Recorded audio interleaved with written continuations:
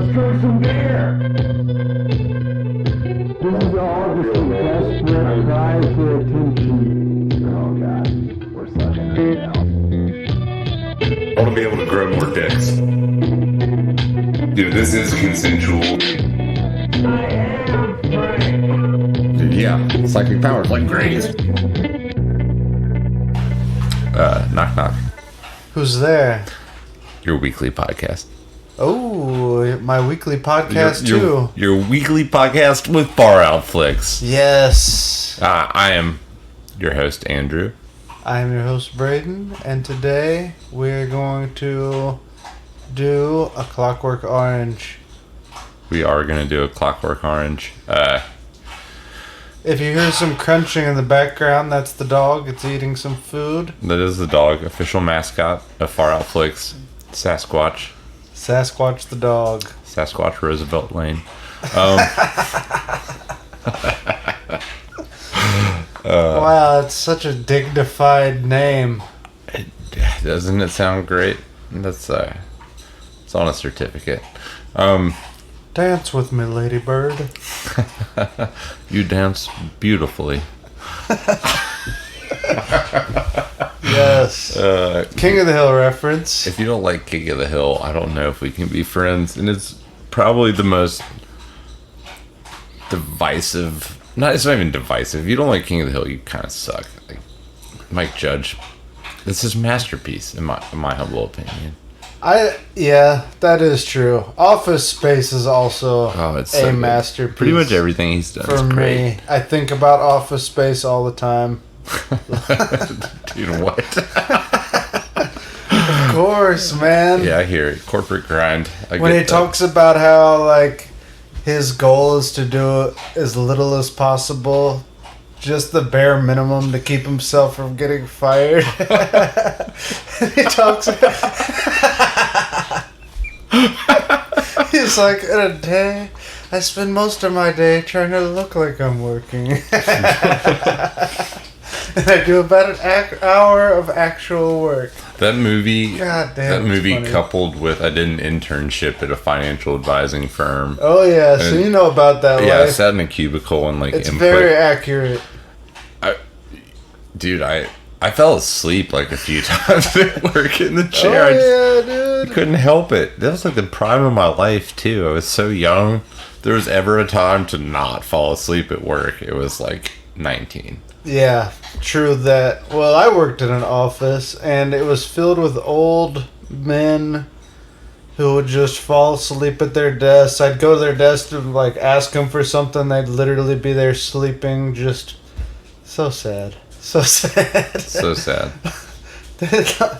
They'd lost all their lust for life. That's rough, man. So tragic. Everybody in my office was, like, fairly young and upbeat, but at the same time, it was just, like, such... Their souls hadn't been crushed yet. Or they just embraced it head on. It wasn't for me though, and that is why I rejected cubicle fluorescent light life and have gone a different route in life. Now we're podcasters. So there's that. Raking in the big dollars with the podcast.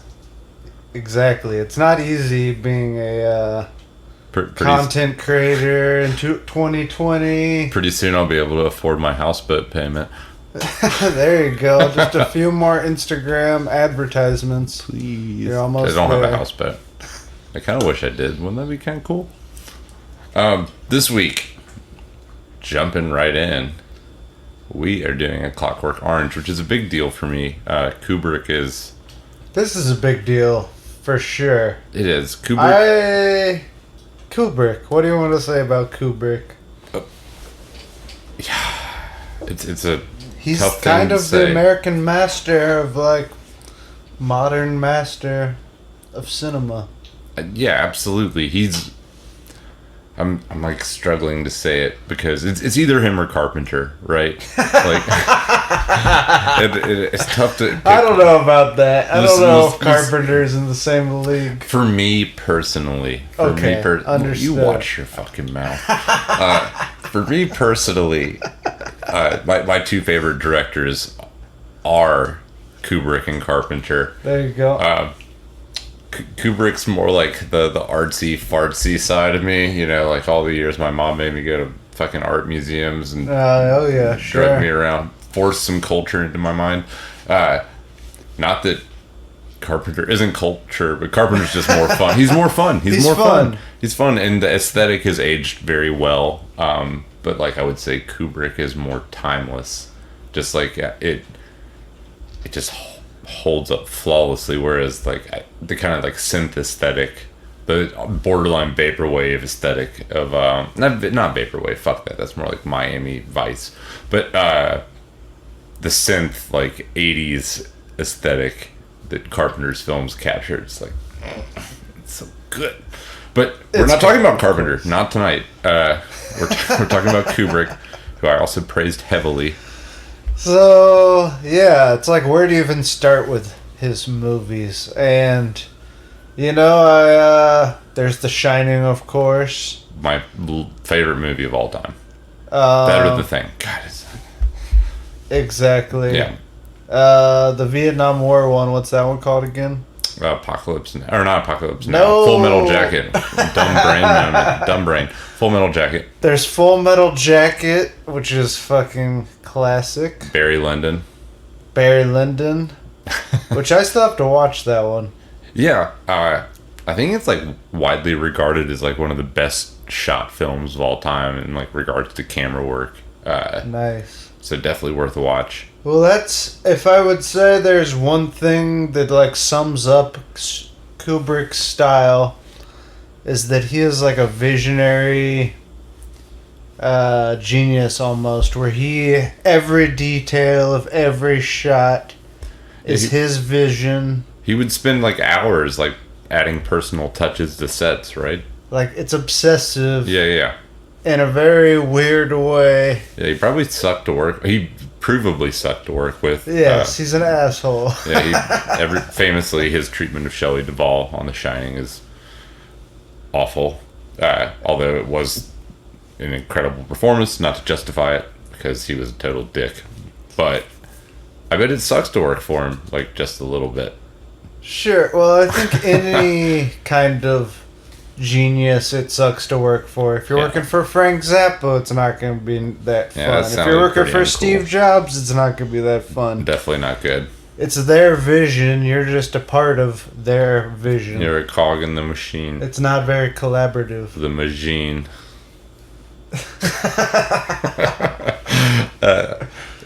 But so yeah, Kubrick, heavy hitter. We have put off doing a Kubrick film until this exact moment. And this was the result of a listener request via email. Oh. faroutflixpodcast@gmail.com. So we're going to honor it. So send us some emails, guys, fan mails. But the request was a Clockwork Orange, and we're going to do it. We're going to do it. So, this movie kicks ass. Very influential for me as a young preteen or whatever. Adolescent, perhaps. I probably saw this when I was 14. Blew my mind. Something like that. You saw it that early? I believe so, yeah. God, man, like, high school was so tame. I didn't see this until, like, closer to the end of high school for the first time. When I started to be, like, a movie nerd. I don't recommend anyone watch this when they're 14. I mean, it's fucked up. It's a very fucked up movie. It did. And we'll get to some real-life implications of this film. Trigger warning. Trigger. This movie is messed up. It is, but it's also like kind of tame to an extent by like modern standard. Not really. I mean, it still shows some very graphic images. It's pretty graphic. But dude, I've seen worse. I've seen so much worse. Yeah, I mean, under the rating of rated R. At that, you know, it's not even like some real bizarre shit I had to seek out in some dark alley. Some weird 4chan back corners. No, none of that. But there's a bit of the ultra-violence. Ultra-violence, exactly. We're gonna say that word a few times this podcast. That's a theme of the movie. Yeah. For sure. Some other themes, just to throw them out there so we don't have to get too in the weeds while we're talking about what we like about this film. Like juvenile delinquency, the film takes place in a futuristic London, UK. And some of the themes are like rampant juvenile delinquency, violence, kind of like a disregard for the old, and all around degeneracy. So the opening scene, which I just absolutely adore, is classic. It is, but the camera starts like super zoomed in on Alex, the main character, his face with his like iconic like one eyelash, fake eyelashes on one eye or something. Yeah, or they drawn on. Or... It's tough to say. I don't know. I don't know makeup, man. And he has a bowler hat. This ain't a makeup tip podcast. That's how you make the real money, though. It is.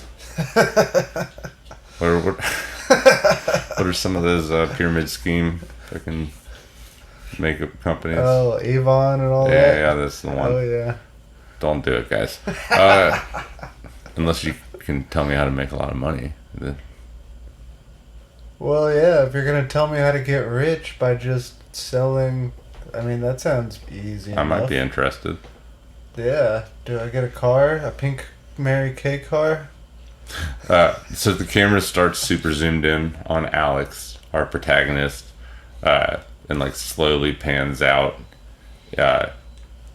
in this like bar room, essentially, with his cronies, his gang with him.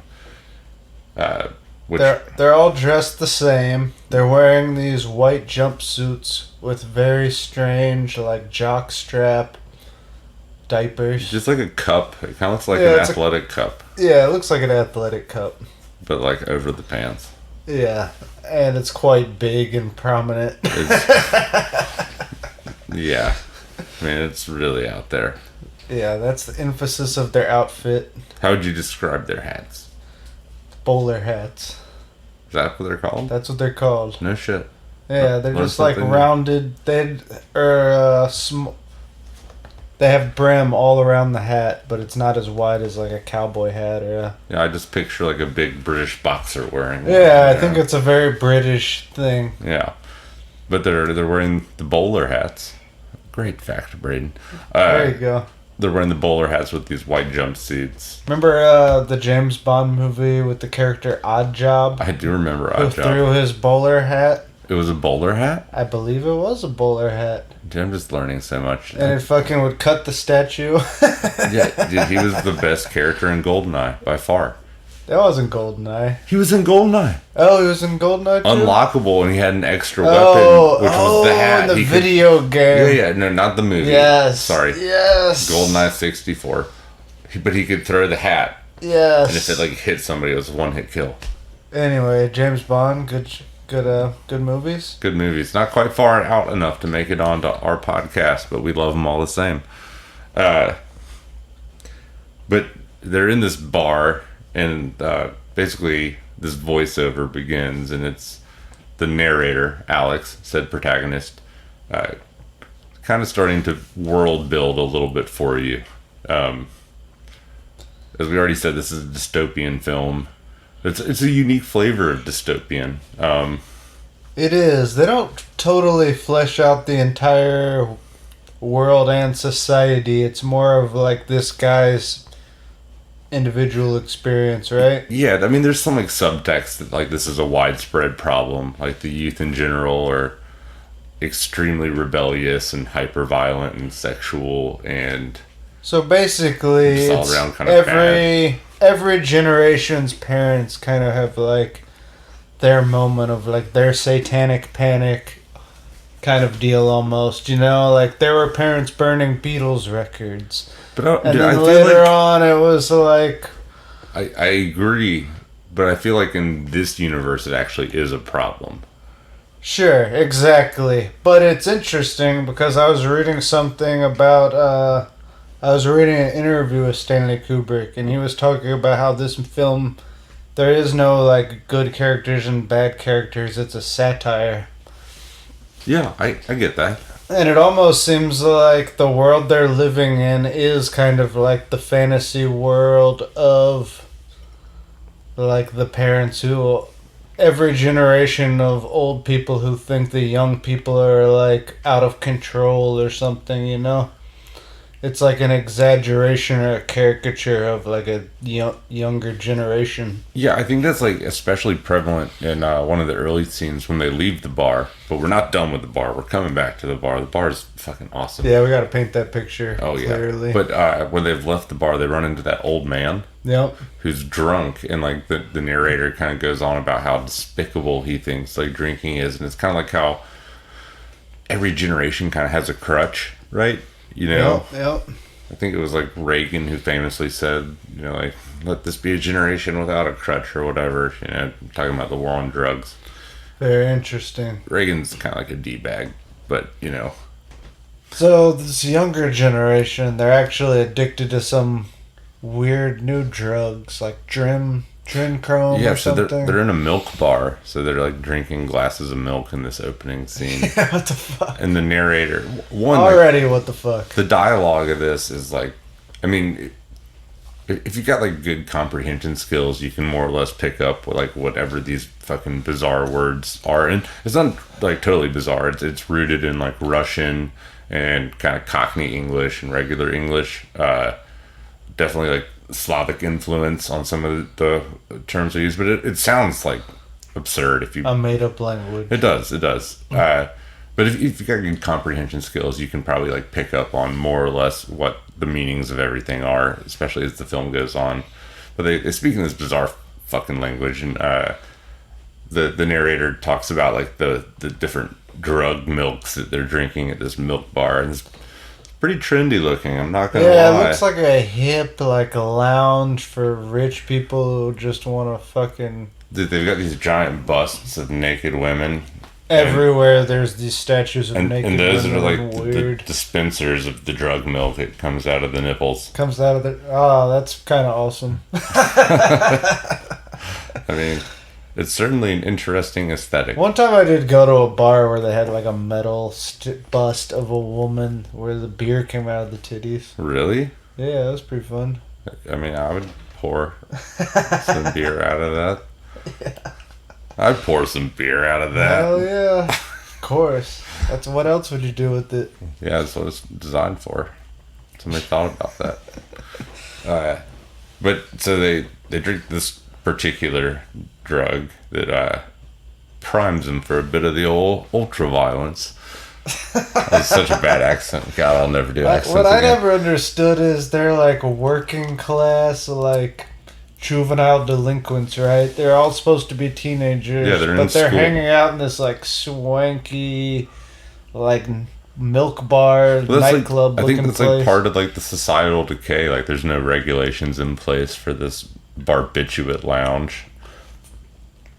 Gotcha. Which is pretty forward thinking, you know. I mean, barbiturates have been doled out in extreme amounts in the U.S. to just about anybody who could get a doctor's appointment. Yeah, that is true. It's a problem. It is a problem. It's a real problem.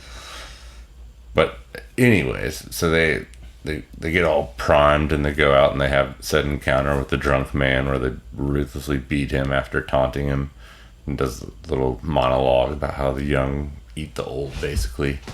The TLDR version of it. But then they enter this old, was it a cinema? Yes. Yeah, it looks like a playhouse or something. 'Cause Very there's a ornate, stage. like ornate molding, very decorative. You know, it looks like a fancy building. And they come across another gang, A rival gang. and they're all raping this woman. Well, they on haven't the raped. stage. They're about to. They're about to. They're ripping off her clothes. They've got her. They force her down onto a mattress. Yeah. And that's when Alex and his gang of droogs, which is like, I think Russian for buddy Ah, really? or friend. Interesting. Yeah. Huh. Using my one semester of Russian. I don't know if that's probably wrong, but we're gonna roll with it anyways. Oh well, whatever. I think it's right. They like emerge from the shadows and like more or less like get the attention of the other gang before they rape this woman. She runs off stage, literally off stage, because they're like up on a stage. That was the interesting part about that scene was he filmed it where the rape is happening on stage, and the 4 main guys of our gang, they're like witnessing it, almost like they're being presented this sex and violence. Oh, You know what I that's mean? an interesting thought. Yeah. And then they proceed to basically act it out. Yeah, so the woman runs off stage and they taunt him and get into a good old fashioned brawl. And I mean, I'm not like a teenager anymore, and I do remember being a teenager and being able to fall off like a 10-foot drop and like maybe be okay. But God, Those days are gone. They're gone, and that all looked really painful to me. Like they beat the living shit out of each other, and our main heroes basically wallop these 5 other dudes. Yep, they kick their asses. Kick their fucking asses, man. It's weird in this world. There's many different gangs of hoodlums. They all dress And the they all same, dress like a the Michael same. Jackson music video. They all wear the same white jumpsuits with the jock straps, but they all have different hats. Like one had marching band hats. Well, there's a few, but there's other gangs dressed other ways too. It's Okay, like that's true. very Hugo Boss high fashion. One was dressed like aviation, like fighter pilots or something. Fatigues or whatever, yeah. Oh yeah, fatigues. There you go. Something like that.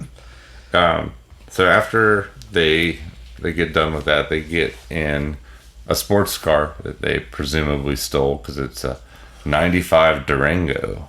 That thing's kind of sweet looking, man. It looks like a supercar. They're It driving looks like a fast. spaceship. They're driving like reckless, dumb fucking teenagers, which is like that does happen. That scene is True to filmed in form. a cool way. Like it's obviously just a moving image behind them in a car, but it has a nice effect. It does. They're just all over the road. They cause some other vehicles to run off, and they eventually get to this home deep out in the country.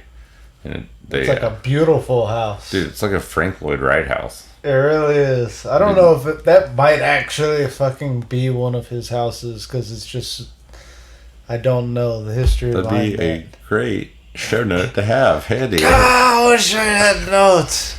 I wish I cared more. That was more research than we had time for. But How much research do you expect us to do? I know, guys. It's not like we were like bookworms or anything in college. But the house is absolutely beautiful. And it's tough to say protagonist, right? Because like Kubrick said, there's no good guys or bad guys. But Alex is clearly the main character. Main character. No good guys or no bad guys. Well, they're all kind of victims in this movie.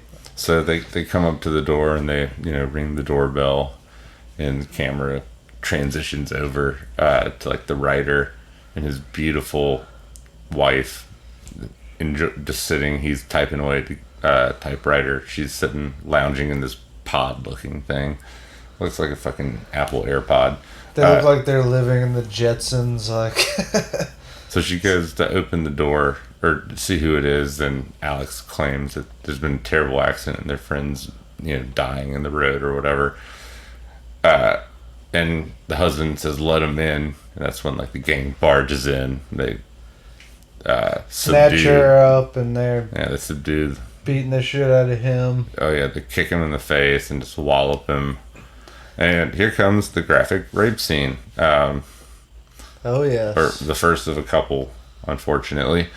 But with this one, there entails a very disturbing scene where the gang basically strips the woman naked, and they don't like outright show rape, but it's implied.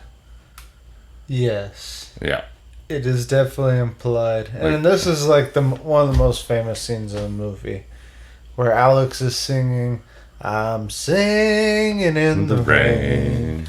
I'm singing in the rain." While he's beating the shit out of the husband and like fondling the wife. Yeah. And it's just it's hard to watch. It is a tough scene to watch. It's hard to watch. It's pretty fucking intense. It is. And many people just walked out of the theater when this premiered. They were like film critics and people who just walked out at that moment and were just like, not watching this. Yeah, and there were a number of copycat crimes. Yes. So it was highly controversial from the beginning just because it's so fucking graphic. But at a certain point, there started being copycat crimes of Alex and his friend's behavior. At one point, it was actually in the Netherlands. 4 guys raped a teenage girl, and they were singing in the Rain while they did it. Fuck. Which is a direct reference to this movie, obviously. And then also in, I believe, the UK, there was a boy who dressed like Alex with the bowler hat and everything and beat up a younger kid. Yikes. And said it was because of the movie. So they actually pulled it out of theaters at that point. And, yeah, so highly controversial movie. It is, and I mean, that's kind of what you gotta love about Stanley Kubrick is he doesn't hold back with this shit. Like, it's definitely, his movies often deal with, like, the most hard parts of humanity that are most difficult to reconcile with our modern world. Tough to grapple with. Yeah, I would say so. Yeah. No, for sure. So it's in your face, and that's just, that's what it is. So after this B&E, followed by the rape of this man's wife, the gang returns back to the milk bar for a nightcap. And while they're this very posh group of not hoodlums, there's a woman in the group who started singing Beethoven, and it's revealed at this point that Alex, our main character, is extremely fond of Beethoven. One of his buddies makes a fart noise, and he just wallops the fuck out of him with a baton. And then the little crony gets smart and kind of challenges his authority. Oh, yeah. He steps up. He bucks if you nut. Why? All right, then. He gets big and the dude backs down. So he returns home and puts on some more Beethoven, the Ninth Symphony. That's played throughout this movie, as is much of Beethoven's music, and that's often also creates a stark contrast. You're listening to this beautiful classical masterpiece. A lot of it's done by a synth, though, so they have a lot of Beethoven pieces transposed through the synth that they used. Ah, very good. Yep. Yeah, and it's a cool, very cool. It creates an effect to hear that on top of while you're watching these horrific, violent, sexual scenes. Yeah, violently sexual scenes. Basically, everyone is to classical music, beautiful classical music. It's true. It's quite the juxtaposition. And it is interesting. Oh, this is something I hadn't even thought about. But later on, they're doing I'm just gonna go ahead and fucking spoil something right now, but I gotta get it out. Okay, get it out. Later on, they're doing aversion therapy on Alex, right? And they're playing the classical music while physically torturing him. Throughout watching this movie, we're actually listening to this beautiful classical music while associating it with these horribly graphic, violent images. That is kind of meta. I know, it is kind of meta. I don't know if that's what Stanley Kubrick intended, but Probably. It definitely... Dude, probably. Probably.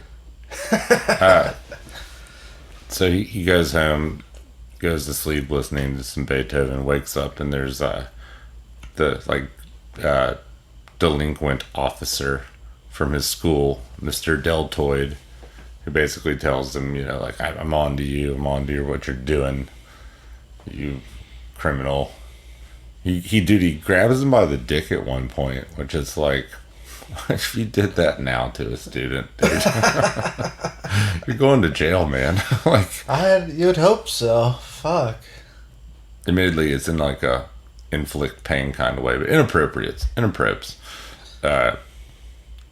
But Alex like tries to play it off all pretty cool. He has this one scene where he like right after that seduces two young lovely ladies, and they have. Oh yeah, those girls are hot. They are, and they have all kinds of bedroom fun together, on like 2.5 times frame per second. Sure, it's a fast forward motion. Again with classical music. But after that, Alex like meets up with his gang, and they kind of voice some displeasure over his leadership.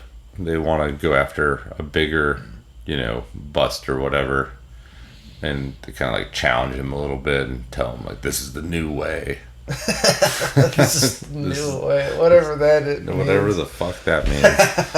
This is the new way.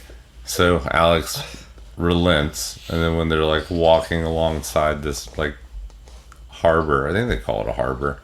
It looks like some Soviet era concrete bullshit to me, but there's some water off to the side, and Alex decides that he couldn't stand for their little rebellion, and he proceeds to just like beat the shit out of. Good for him. Yeah, strong leader knows when to quell the rebellion. You can't be letting rebellions happen. Dude, no, mutineers get hung. Exactly. That's how that shit works. Example. That's how that works. So he wallops them, and Dim, who kind of like all this little rebellion has stemmed from, like he like entices Dim to grab his hand to pull him out of the water. He's thrown Dim and I think Pete into the water, but when Dim grabs his hand, he, you know, unsheaths this knife that's been hidden in his cane that he beats everybody with, and cuts the shit out of his hand. Oh yeah, he's an asshole. But he doesn't cut any of the tendons, which he makes clear, and they just get it stitched up or whatever. But you know, he decides to be merciful and like indulge whatever their big plans were. Their high stakes robbery they wanted to do. And it's revealed they're going to rob this lady who runs a health clinic, who like nobody's there right now. She's by herself, but apparently there's a bunch of money, and she's like a weird cat lady. Weird old cat lady. Yep. She has a shit ton of cats. Nothing wrong with fur babies. Dude, there's like at least like 6 cats that we see. That's a lot. There's probably a few dead ones in the corner, like crawl space, dude. They're down there rotting away. Cat shit everywhere. Horrible smell of cat pee. Dude, cat piss is the worst smell in my opinion. Trust me, I know. It's so bad. Nothing like moving into a new apartment and you open the door and just cat piss. You know? Oh yeah. It's gonna take weeks to get that to go away. And fuck cats. Sorry if you like cats. Cats are alright, but their piss is terrible. So they agree to do this thing. Alex breaks in when she won't let him through, and she calls, you know, basically because some strange person came by her door at night to, you know, request. Was it the police? She called the police? I don't remember who she called. I think she called the police, dude. Oh yeah, actually maybe she did, because they do show up. Yeah, but anyway, after they like tried to come in through the front door. That's right, and then they break in through the back, right? Yep. And so Alex enters the home, and he's wearing this crazy mask with this long Pinocchio nose. Yeah, like Cyrano de Bergerac, like but like caricature-esque little literary reference to show how cultured we are. But Alex breaks in and basically confronts this woman and does some more of his sadistic, weird, you know, ultra violence on monologuing bullshit. Well, when it goes in He's like there, a fucking villain, dude. He's like a got Bond villain. these kind of sexual paintings all around her fancy, bougie apartment. And she has Homestead. This weird statue of a dick. And it's huge. It's a big dick and balls. And it's right like, when he comes in, he like kind of takes note of it. And she's like, don't touch that. And he smacks Then it. you see his finger first, and then he just pokes the tip of it. And it wobbles back and forth like a fucking weeble wobble. And she's getting so upset that he karate chops the fuck out of it. Yeah, he gives it the smack. And then he picks it up. It I'd say it's right like maybe 3 feet long. He picks it up and chases her around the room with it. It's 3 feet long, but the testicles are 2 foot and a half wide. It's big. It's a big one. Like, that's not going in a human body. No. Dude, no.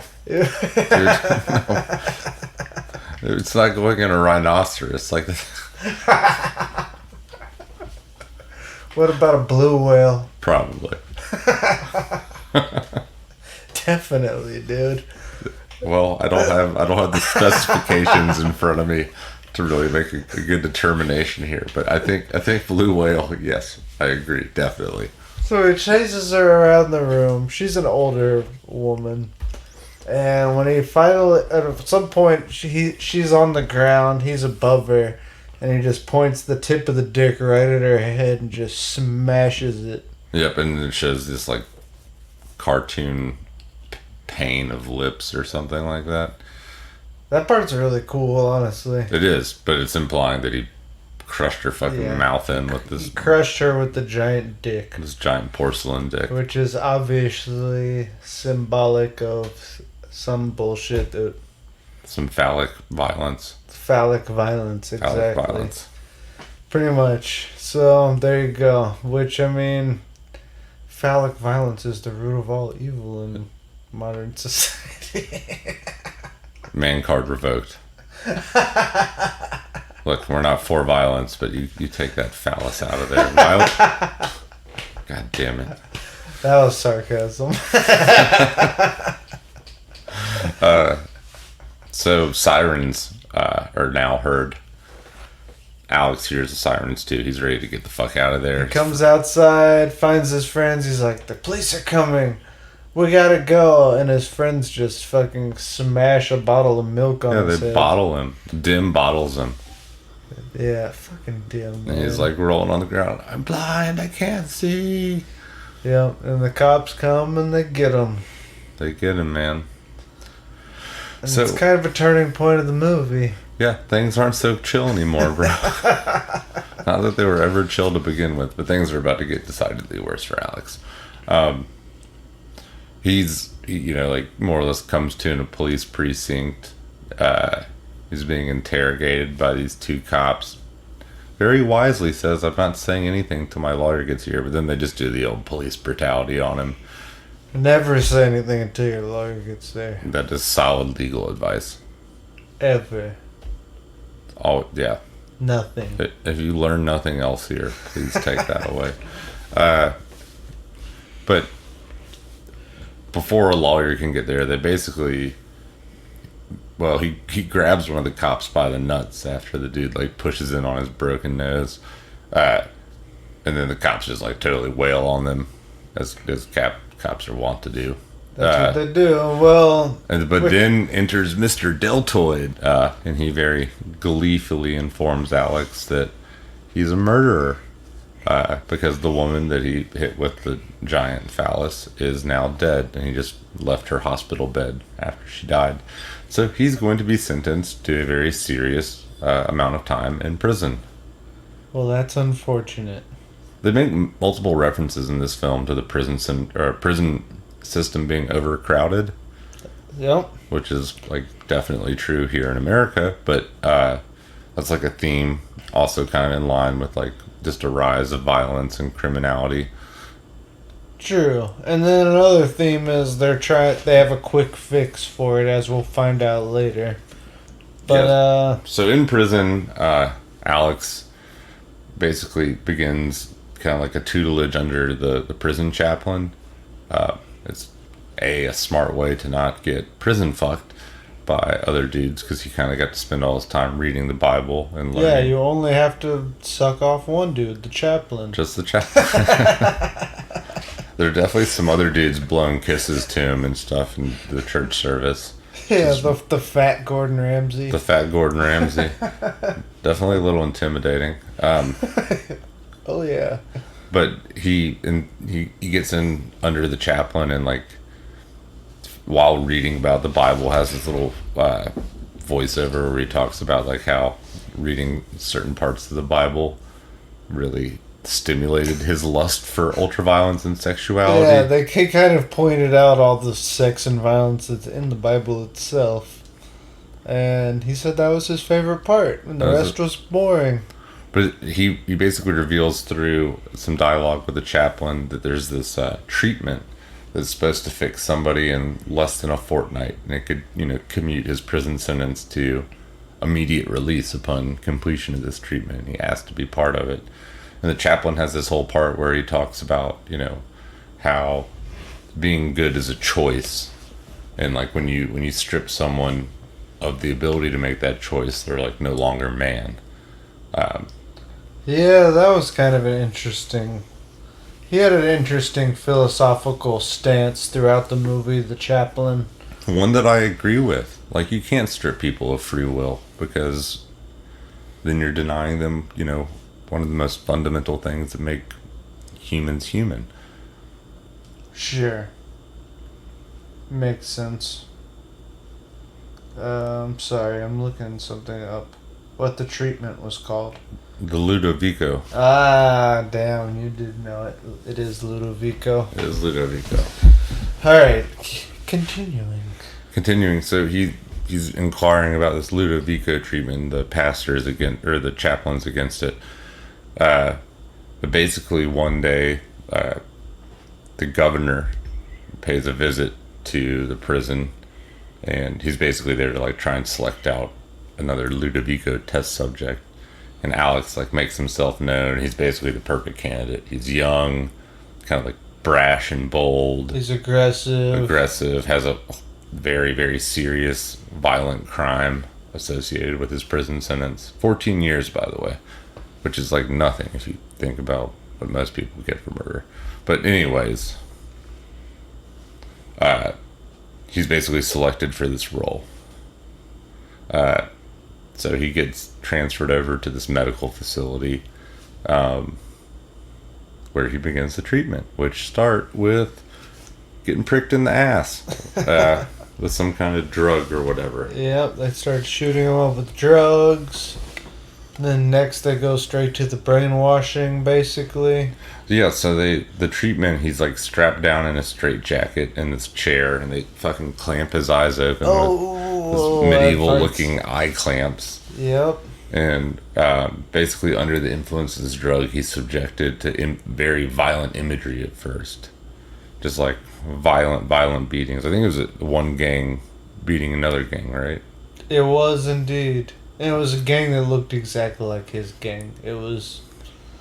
all the videos he watched hit very close to home, because it almost looked like it was reenactments of earlier scenes of the film, essentially.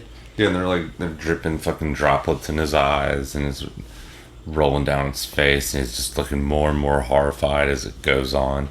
And the drug, it makes him feel like violently ill whenever his brain, gets whatever chemical influx it gets from violence. So it's basically aversion therapy, which essentially is brainwashing. So they're trying to make him psychologically unable to do those former behaviors. Yeah, and they do another session where it shows like the rape of a woman, and then the final session, it's showing very Nazi imagery. It's a bunch of like old film clips from Nazi Germany, some of it being war clips, some of it being large marching crowds doing their fucking Nazi shit.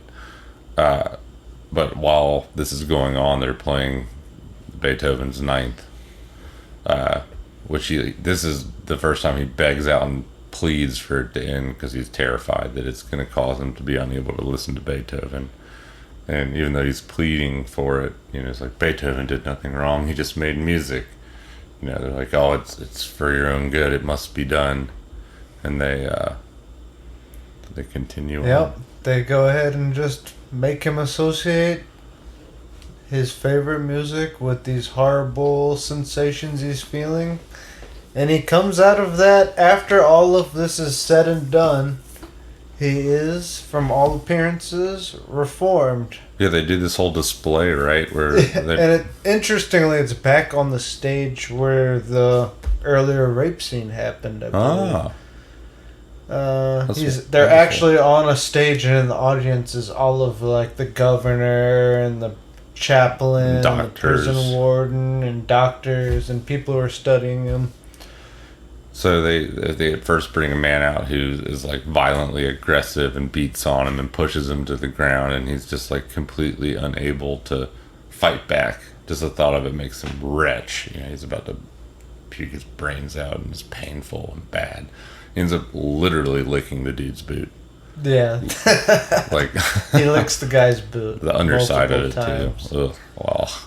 And then they bring out this extremely attractive topless woman who, she is good looking. She approaches him, and he like tries to fondle her, and they've got the whole camera angle of the under boob, and he's like, ugh. Yeah, his hands are just like, it's like magnets are keeping his hands from being able to touch the tits. Yep. And basically he just like eventually collapses, and again making retching noises.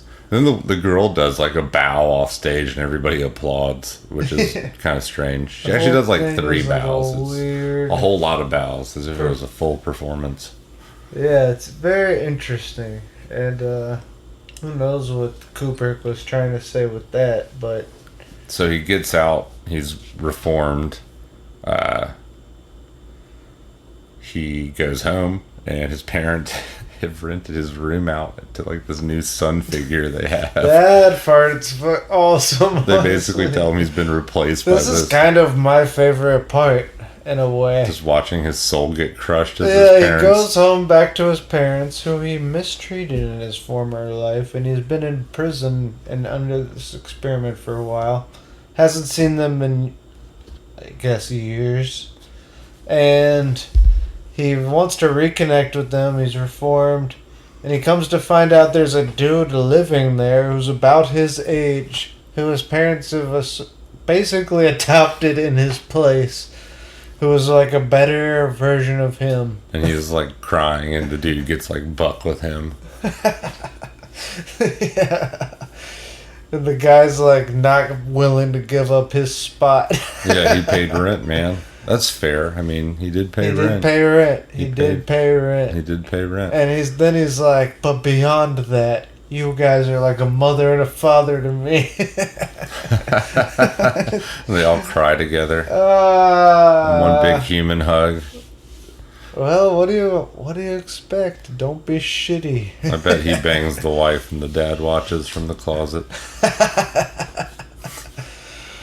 They just couldn't say that back in 1971/72, depending. It was released in New York City first in 1971, December, and then later in the UK in January 1972, and the rest of the US in February 1972. There you go. I meant to say that. Get those facts out. It's in there, all right? The facts come as they come. Here's another fact, random fact. Okay, we're getting this movie was over 4 hours long. It already feels long at 2 hours and 15 minutes. It already feels long. That is. I'm just gonna say it. Some of the scenes, I don't need to see. Like when he was checked into the prison, dude. That went on a while. I don't need to see that for 15 minutes. What is the point? What are you brainwashing me with, Stanley dehumanization. Kubrick? I'm telling you, Stanley Kubrick's brainwashing us. I wouldn't be surprised if... he was totes employed by the CIA. I'm hypnotized by some of those weird, slow scenes. I don't know, but they're too long. He was a master of the subliminal. He was. He was. I mean, what's that movie, that documentary that's about The Shining? Room 237. Yes. That shit is wild. It is if wild. you haven't seen Dude, that... some of those people lose the fucking plot, though. Sure.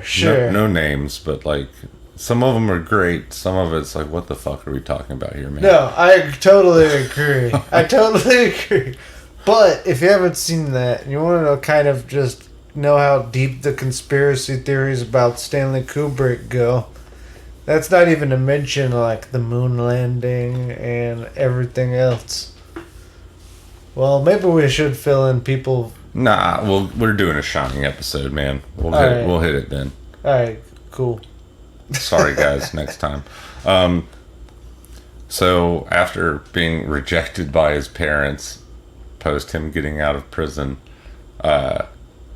he, like, runs into the old man, the drunkard that they beat the shit out of earlier, and then, like, him and a gang of old homeless people all gang up on him and beat up on him, and it's like he can't even fight back. He just has to take it. Yep, he's... And eventually some police bail him out. You know. They don't really bail him out, though. They drive the hobos away. Yeah, but the police who end up coming later are his old friends. They're not actually. They just kind of like look like police. His old droogs. No, I think they are police. Oh, they have become police officers. That's right. Which it is kind of interesting because sometimes I do think the bullies might become police officers. I haven't confirmed any of that in my own life or anything, but it makes sense. It's certainly a movie trope. But they're now police officers, and they kind of give him the what for, not the in and out, the what for. Thank God it's not the old In and Out. Yeah, that'd be a lot to watch. But I wouldn't put it past Kubrick though. Yeah, they beat on him pretty good and like kind of almost drown him in this like trough of rainwater. Apparently, Malcolm McDowell, who plays Alex, almost did drown during this scene. Like something malfunctioned and like his head was underwater for, over a minute or whatever. Yeah, it looked convincing. I wonder if they used that shot. No, it was real. Yeah, no shit. That's a great fact. But they basically are like, we'll be seeing you. So it's just like, now he's just going to get like literally bullied by police officers now that he's out and he can't even fight back. Yeah. Like, what is Kubrick trying to say with this part? Yeah, I mean, I guess his whole point is, I think the main position is kind of anti the government stance of let's brainwash these people and make them into little clones who perfectly fit into society, right? Sure. And after that, he becomes like the bitch where everyone just shits all over him, and he can't do anything. Well, he ends up like placed in the home of the writer whose wife he'd raped, and like you find out the wife killed herself or died of pneumonia. And the guy blames him for it.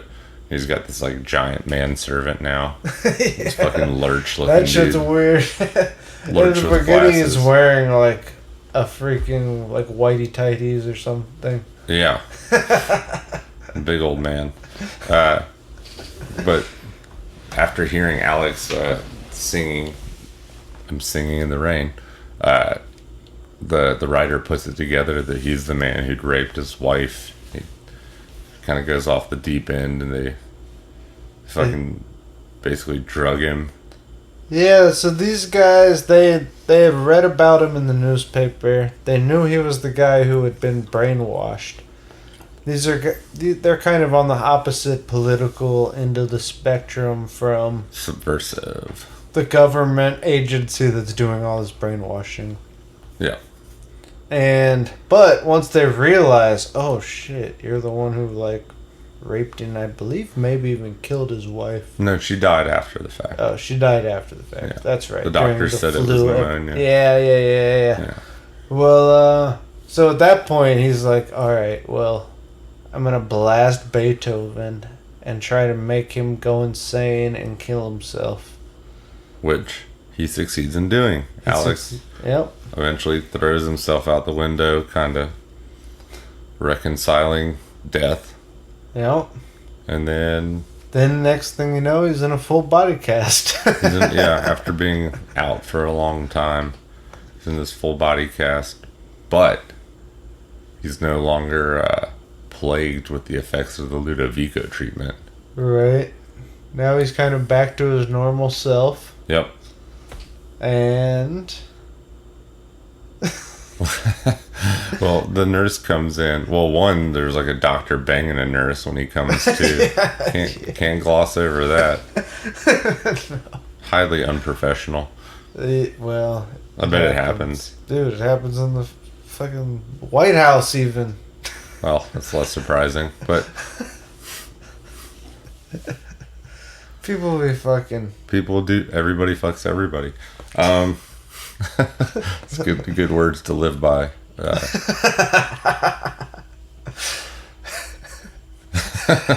can just imagine you like saying that to previous girlfriends, like right before you guys broke up. I've never said it to a girlfriend. Look, babe, everybody fucks everybody. I've told a lot of my friends when they've been heartbroken. That's been my my go-to line. Look, I know she cheated on you, but everybody fucks everybody. What were you thinking? yeah, get over it, man. No, it's heartbreak's hard. We're just having fun here. So he more or less has returned to his old self, and the governor comes in and just says, we had the writer taken away, basically gulagged, heavily implied. Yep. Basically, as like part of this whole like PR campaign because of how bad like his attempted suicide looked because he'd been stripped of free will. Yeah, so there's like a subplot of like these people trying to get reelected or win favor. The people, what am I trying to say? The political party that's in power is trying to win the favor of the people by essentially reducing the prison population, reforming all these people, which basically like lobotomizes them. Yeah, but not quite, but close. Not quite, but they're weird. It strips them of their free will.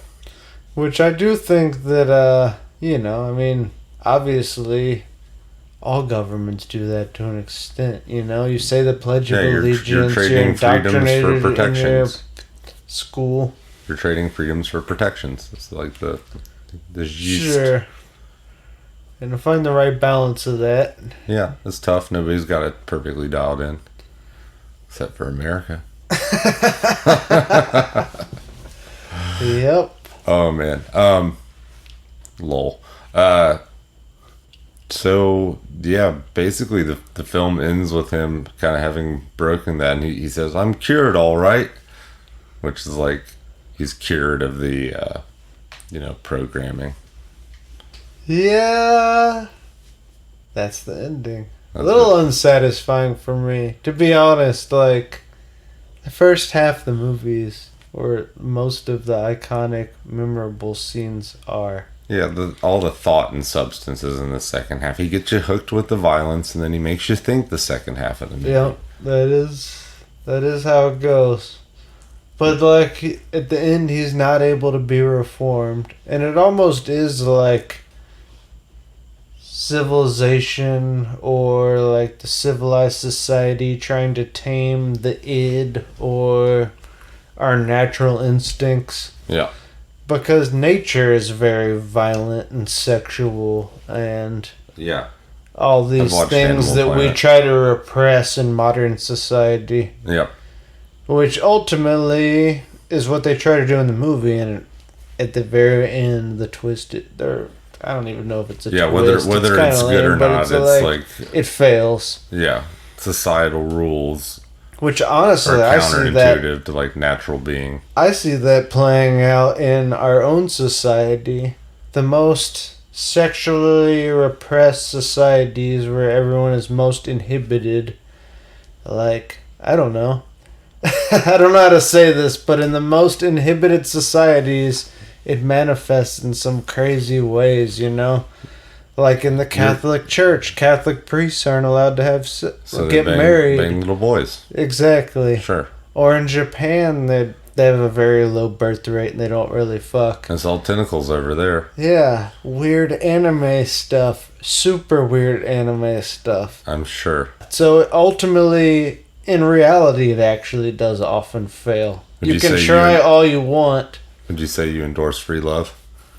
Free love? Like, well, yeah, just sure. That's how- Hippie style, just you gotta wear condoms. It's not the That's 60s how diseases anymore. get spread, man. That's how diseases were spread back then, man.